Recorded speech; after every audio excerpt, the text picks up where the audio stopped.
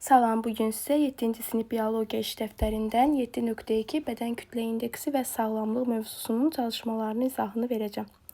Birinci sualla başlayaq. Cədvəldə təqdim olunan məlumatlardan istifadə edərək bədən kütlə indeksini hesablayın. Nəticələri üst standartlar ilə müqayisə et və nəticə çıxar. Deməli, uşaqlar, burada nəyə diqqət yetirirsiniz? Burada deməli, uşağın cinsi də yazılıb. Cinsə uyğun olaraq deməli, yaşı da yazılıb. Bədən kütləsi də yazılıb, boyu da yazılıb. Yaşa uyğun cədvəl verilib burada. Məsələn, 7 yaşda çəki azdır. 13 kiloqramdan azdırsa, artıq bu az çəkilidir. 13 ilə 17 arasıdırsa, normadadır. Artıq çəki 17-19 arasıdır. Piylənmə artıq 19-dan böyüdürsə. Yəni, yaşa uyğun olaraq biz burada bədən kütləsini dəyərləndirəcəyik ki, bu az çəkili insandır, normaldır, artıq çəkili, yoxsa piylənmədir. Şərti başa düşdünüzsə keçək. Mən artıq bunları bir-bir hesablamışam. Cədvəldə yerinə qoyacağam. Necə hesablayırdıq biz bədən kütləsini yadımıza salaq. İnsanın bədən kütləsinin çəkisini bölürük onun boyunun kvadratına. Məsələn, bədən kütləsi 20 kiloqramdır. Boyu da tutalım. 20 metr deməyək. Bir nöqtə tutalım. 50 santimetrdir boyu. Çəkisi də olsun 35 kiloqram. Çəkisini bölürdük boyunun kvadratına. Yəni 1,50-nin kvadratına. Aha, belə hesablayıb tapırdıq. Yəni bədənin çəkisini bölürük boyun kvadratına. Başlayaq. Bir rəqəmləri hesablayıb tapmışam. Məsələn, burada necə tapmışam? 1,17-nin kvadratı. Aha, bədən kütləsi necədir? 29,6. 29,6-nı bölmüşəm 1,17-nin kvadratına. Nəticəni isə tapmışam 19,65. 19,65. Yaxşı, indi 7 yaşı var. Çəkisi də 19,65 deyən 19-dan böyüdür. Deməli, nədir? 19-dan böyüdsə, baxın, piylənməyə uyğun gəlir burada.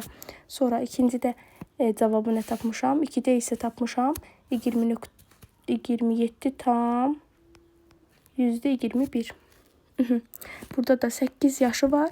Artıq çəkisi 27,21-dir. Yəni 19-dan da artıq burada böyüdür. Deməli, piylənmədir ikincidə də. 3-ə baxırıq. 3-də isə cavab 14,65-dir. Burada isə normadadır.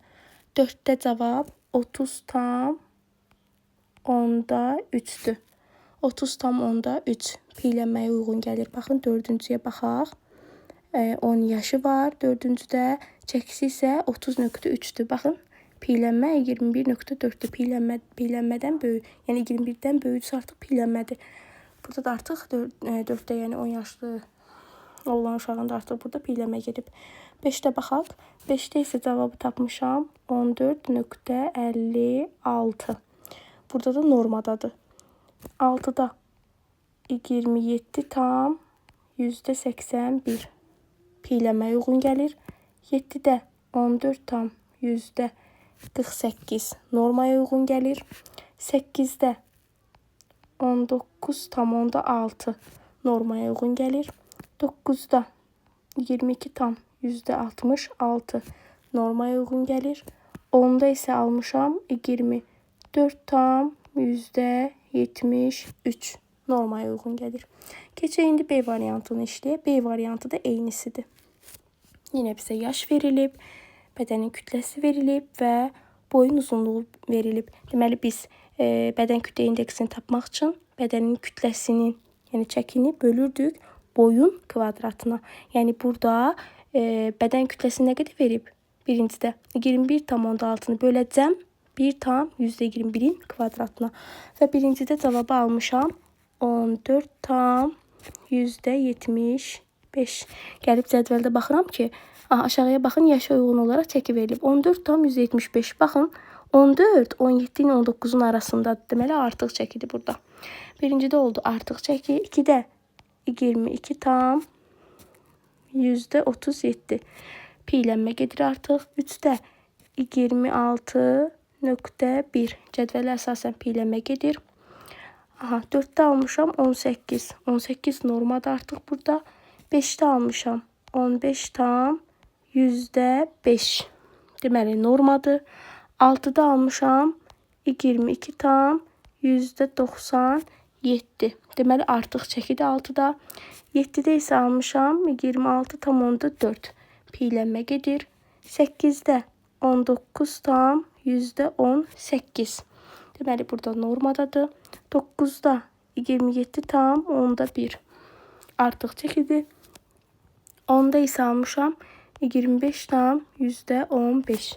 Deməli burada da artıq çəkidir. Birinci çalışmanın izahı bura qədər.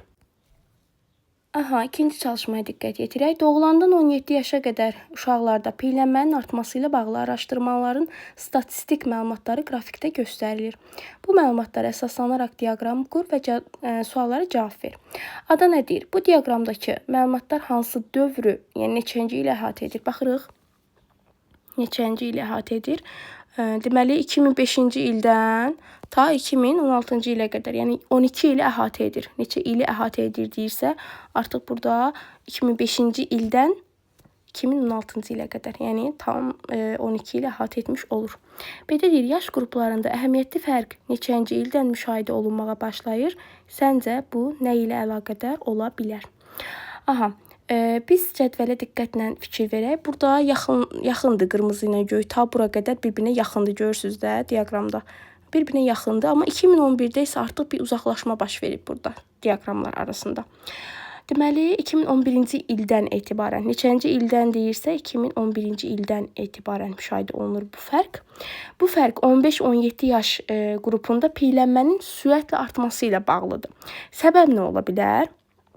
Səbəbi də soruşur bizdən. Səbəb nə ola bilər? Yeniyetmə arasında oturaq həyat tərzinin artması yazaq.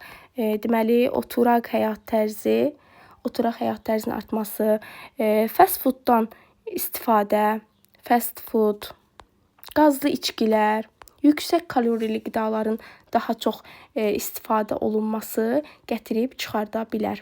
Daha sonra deməli aşağı fiziki aktivlik, texnologiyaya bağlılıq, məsələn, hədsiz dərəcədə telefonla, kompüter qarşısında uzun vaxt keçirmək, bu da gətirib bu fərqi ortaya çıxarmış ola bilər.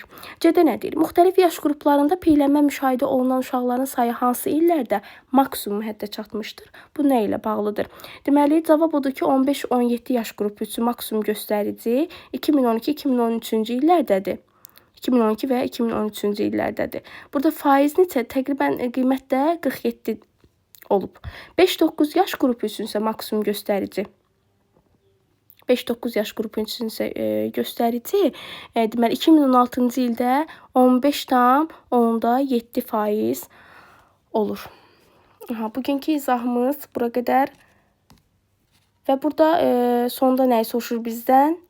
Qidalama səbəb nədir burada deyir? Qidalama vərdişlərindəki keyfiyyətsizliklə, məktəb dövründə az hərəkətli həyat tərzi ilə, uşaqların fiziki aktivlik imkanlarının azalması ilə, sonra valideyn nəzarətinin zəifləməsi, televiziyadan çox istifadə ilə əlaqədar ola bilər. İzahımız bura qədər. Kanalıma abunə olmayı və videonu like etməyi unutmayın. Sağ olun.